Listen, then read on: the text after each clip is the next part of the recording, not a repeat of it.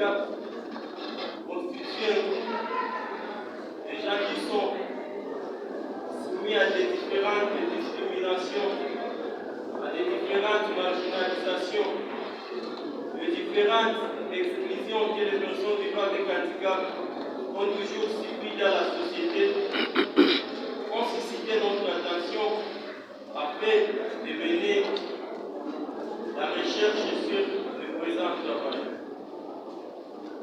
La personne vivant avec handicap est une source de désarroi et conflits permanents dans la famille. Souvent, les parents favorisent les enfants valides au détriment des enfants vivant avec handicap. Et si vous regardez même sur les établissements d'enseignement, les personnes vivant avec handicap sont moins nombreuses. Cela ne veut dire pas que parce qu'il n'y a pas de personnes vivant avec handicap dans la société, mais parce qu'il y a des obstacles qui causent à ce que ces personnes vivant avec handicap n'accèdent pas à l'éducation.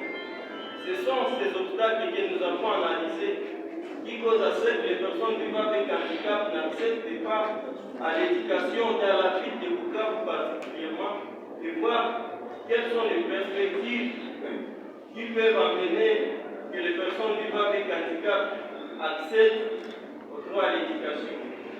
Ainsi, nous sommes demandés des questions. La première était de savoir quelle est la portée du droit à l'éducation. On ne peut pas analyser les droits à l'éducation, on ne peut pas analyser les droits à l'éducation des personnes vivant avec handicap sans les savoir du d'abord. Ainsi, nous sommes demandés notre question de savoir quels sont les défis qui causent à ce que les personnes vivant avec handicap dans la ville du Bukavu n'accèdent pas au droit à l'éducation et quelles sont les perspectives qui doivent être mises en place afin de permettre à ces personnes vivant avec handicap d'accéder à l'éducation comme des personnes valides.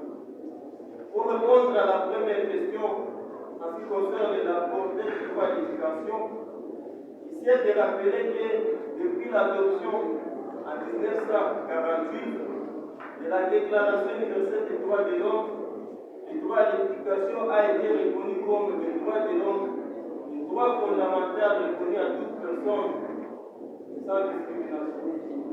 C'est-à-dire, il a été reconnu que toute personne a droit à l'éducation. C'est pas cette même convention qui a reconnu les droits d'éducation à toute personne. D'autres conventions reconnaissent les droits à l'éducation à toute personne. Entre autres, le pacte qui est un instrument fondamental qui consacre bel et bien les droits à l'éducation pour toute personne dans ses articles 13 et 14. La Déclaration universelle des droits de l'enfance. Donc, on a démontré que les droits de l'éducation étaient droits conventionnels et donc les États ont l'obligation, se trouvent dans plusieurs obligations afin de mettre en place et de faire exécuter les droits à l'éducation pour toute personne et même pour les personnes vivant avec handicap.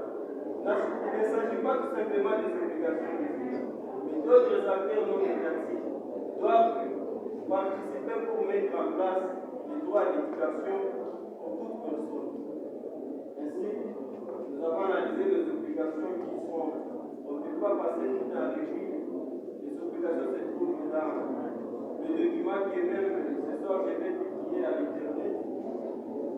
Nous avons analysé aussi les défis et perspectives.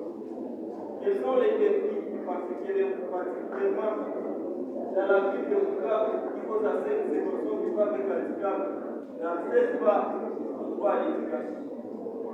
La Convention des droits des personnes vivant avec handicap a démontré beaucoup de défis qui causent à ce que les personnes vivant avec handicap n'accèdent pas au droit à l'éducation.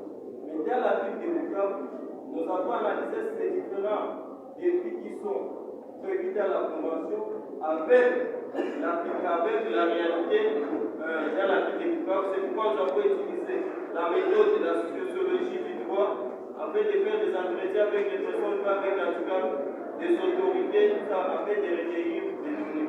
Nous Nous sommes partis aussi même de la méthode juridique. Nous sommes partis même de la méthode de la sociologie du droit. Tout ça nous a permis de savoir quels sont les défis qui causent à les personnes qui vivent avec handicap n'accèdent pas au droit à l'éducation. Mais si nous avons soulevé quelques obstacles. D'abord, comme il est demandé par la Convention des droits des personnes vivant avec handicap, que les États, que la RDC déjà membre à la Convention, doivent adopter une loi spécifique protégeant les personnes vivant avec handicap. Dans la RDC, il n'y a pas une loi qui protège les personnes vivant avec handicap. Particulièrement dans la ville de Bukavu, il n'y a pas un éthique en faveur des personnes vivant avec handicap. Aussi, la Convention demande aux États d'adopter des mesures législatives, budgétaires, toutes les mesures qui vont permettre que les personnes vivant avec handicap accèdent au droit à l'éducation. Mais il n'existe pas une politique spécifique qui va permettre que les personnes vivant avec handicap dans la ville de Bukavu d'accéder au droit à l'éducation. Nous avons démontré aussi des obstacles hier, des obstacles sociaux. Mais les différentes discriminations vont toujours conduire les personnes avec handicap dans la société. Depuis même la famille, les enfants et les parents n'acceptent pas d'envoyer les personnes avec handicap à l'école. Tout ça, on explique combien de fois les personnes avec handicap n'acceptent pas l'éducation dans la vie. Nous avons démontré aussi que les personnes avec handicap, généralement, ils viennent des familles pauvres. Il n'y a pas de subvention que l'État, que la province accorde à ces personnes afin de faciliter la mise en œuvre de leur droit à l'éducation. Ainsi, nous avons terminé en démontrant que les perspectives pour qu'il y ait l'effectivité des droits à l'éducation des personnes vivant avec handicap